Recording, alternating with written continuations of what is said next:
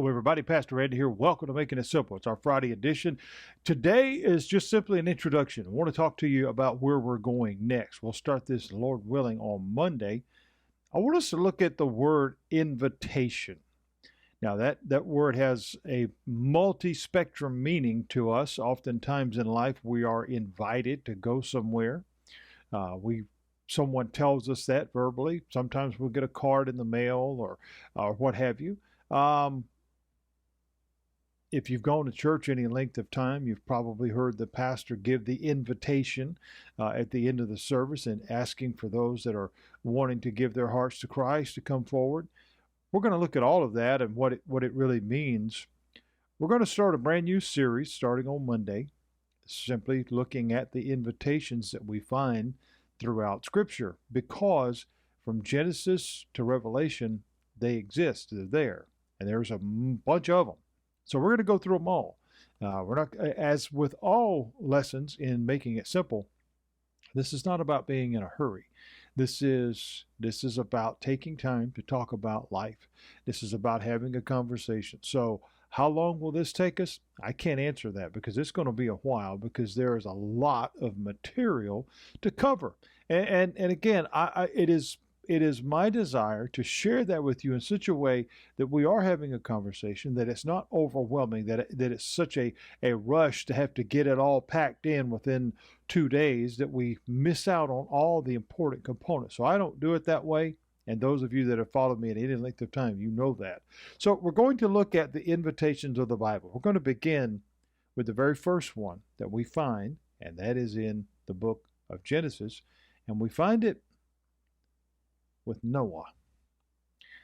Now, of course, as with Daniel, we just came out of Storms Never Last When Others Come Against Us, looking at the life of Daniel. Daniel's story, again, for multiple reasons, has been simplified down to a children's version. I get that. There's room for that. The same goes true for Noah. Noah and the Ark. Of course, it's a vastly popular story, a popular nursery theme. It's all of these different things. However, just as we saw with Daniel, there's so much more to the story when we begin to understand the presence of God and the impact of what it is that He's trying to get us to see. So we look at the word invitation as to how it applies then, and how does it continue to apply right now as it pertains to the things going on in the world around us, as it pertains to our own personal lives, and on so and on so. So I want to read to you today, or read for you, with you today, Genesis chapter 7, beginning in verse 1. We'll just read a few verses here. And the Lord said unto Noah, Come. That is an invitation. That is an invitation. He said, Come, you and all of your house into the ark. So you and all your family, you come into the ark. Now, we'll look at how we got here as we get into this message, the ark being built and on so and on so. But God would say, For you have I seen righteous before me in this generation. So Noah stood out with all the wickedness and all the darkness and everything that was going on in his time. And again, we'll get deeper into that as we get into this message.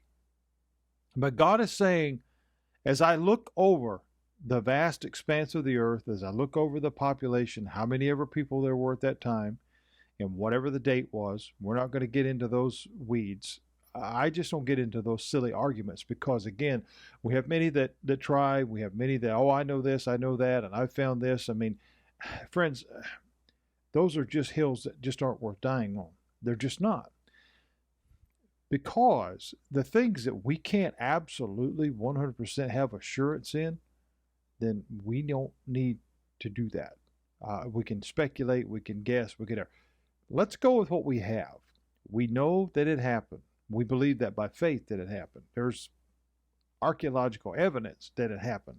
So we know that it happened. So we look at this story. God is saying, as I look over everything and everybody, Noah's my guy. He stands out. I find him righteous among them all. So he says to Noah, Come, you and your family, into the ark.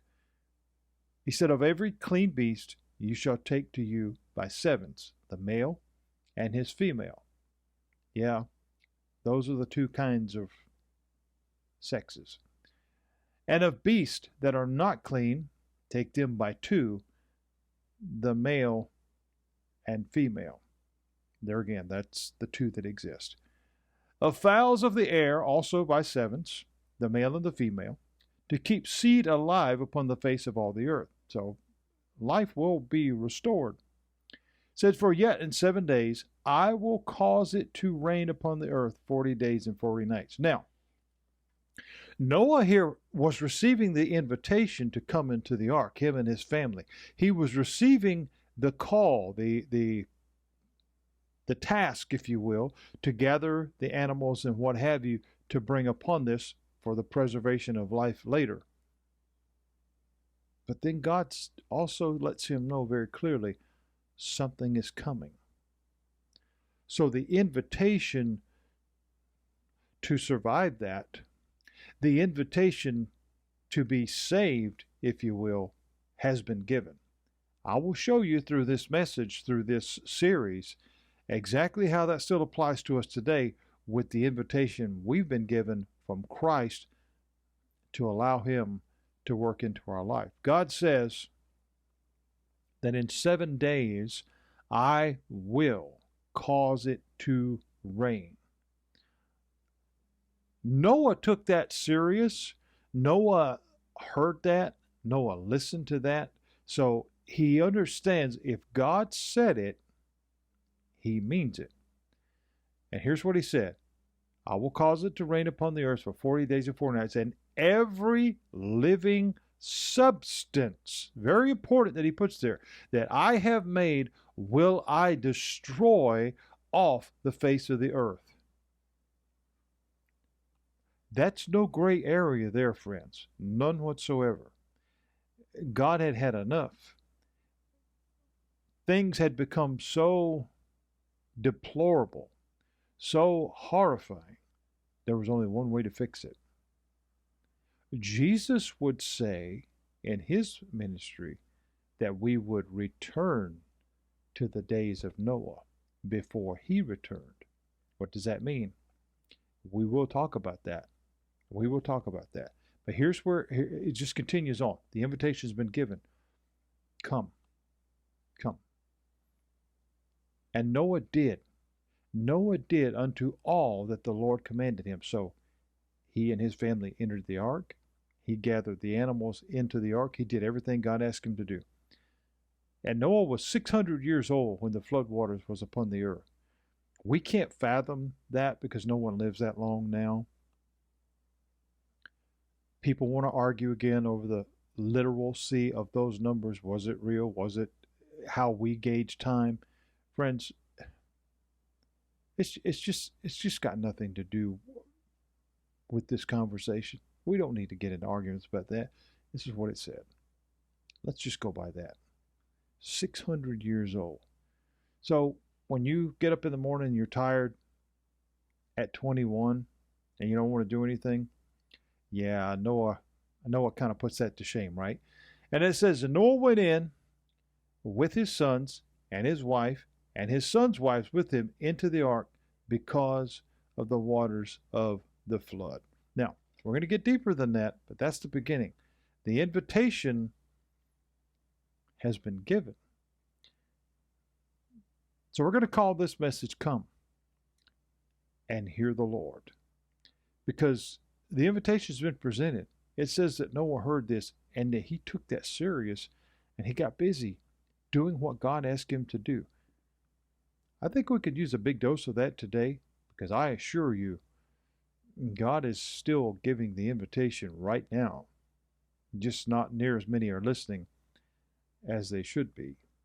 This is going to be a great series of messages, a great series of teaching time, conversational that we do here at Making It Simple. So I want to take just a few minutes to introduce you to this today as we're going to look at the life of Noah. We're going to look at the life of David and John and Paul and all these different ones and the invitations that God has given us very, very clearly through Scripture and how they still matter right now. Doesn't matter that it happened at the beginning. It doesn't matter if it happened later in prophetic times or whatever. The invitation of God has no expiration date because God doesn't change. God told Noah that something cataclysmic was coming, something horrible was coming. He gave Noah the opportunity to be saved from that. He gave Noah the opportunity to be spared from that and to be a blessing as life would continue on. We've been told, friends, eternity is on the way. Eternity exists. It is coming. We have the opportunity. We have the opportunity to receive the invitation that God has given us to take part in that,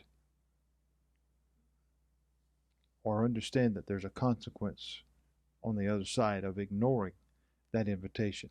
I'll explain it all as we look into this new series of messages, invitations from the Bible, and what they mean to us today. I am so excited about this, looking forward to bringing these to you starting on Monday. So God bless you. Have an incredible weekend, and I'll see you Monday, Lord willing. Take care.